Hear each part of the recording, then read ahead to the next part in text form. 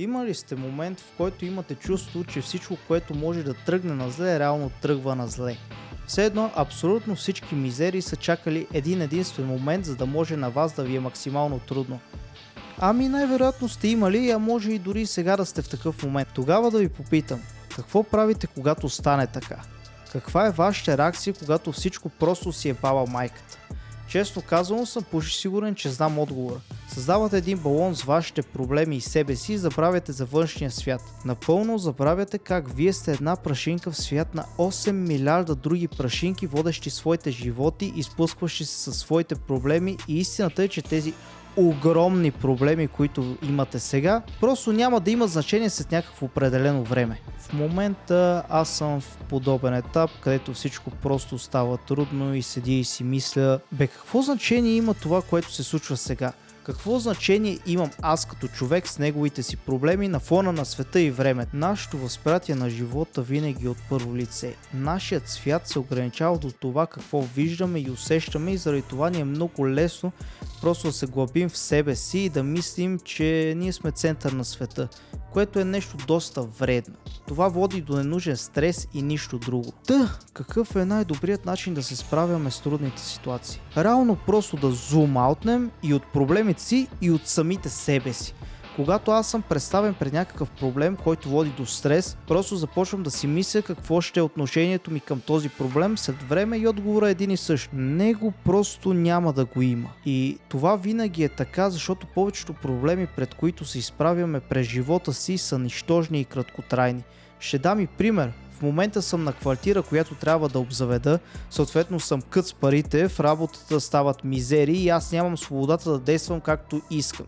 Точно защото в този момент не разполагам с пари. Та представено така изглежда като някаква глупост, но помислете си за какви глупости са изнервяли през живота си. Най-вероятно са дори по-малки от моята ситуация в момента. Как аз се научих да не се вглъбявам? Първо зум-аутвам към света. Има още 8 милиарда други хора, всеки със своите си проблеми, за което съществуване аз дори не знам, както и те за моето.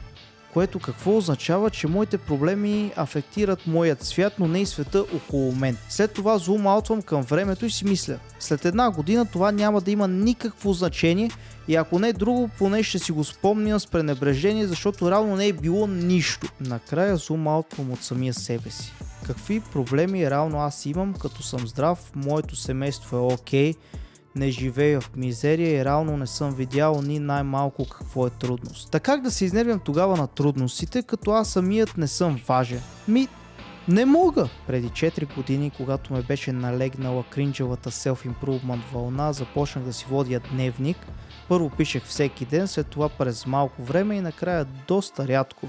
Но и до сега от време на време написвам една страница и като го чета само доказвам убежденията си. Написаното в него просто ми показва как аз и моите убеждения в даден момент не сме важни и как каквото и да става и колкото и да е трудно, всичко просто продължава.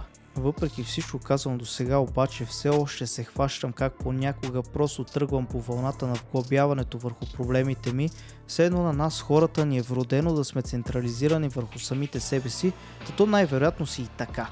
Все пак чак сега имаме спокойство да можем да водим такива мисли, аз ако няма какво да ям, къде да спи и въобще да не знам какво ще стане утре с мен, най-вероятно чак да имам съвсем друг поглед върху живота и ситуациите. Например сега, въпреки че не се нервирам, все пак си мисля, добре ако знам, че нищо няма значение и всичките ми проблеми са плод на моето въображение и мисли, тогава защо се спирам да действам така както искам? И честно казано, поне за сега нямам точен отговор. Ако моите решения и действия няма да афектират и да повлияят зле на никого, тогава защо аз се спирам от тях?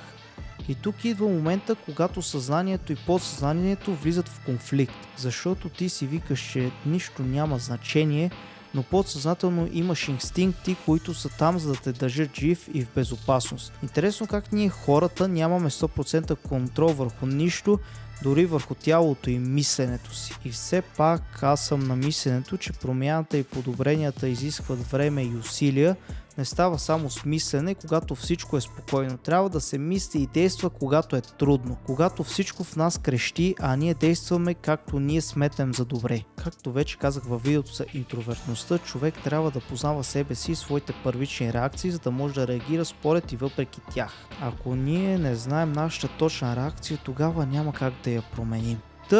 Моята идея от цялото видео е проста. Когато човек има някаква ситуация, от която той си мисли, че няма изход, просто трябва да помисли как всичко това няма значение в голямата картина, било тя неговият живот или света като цяло.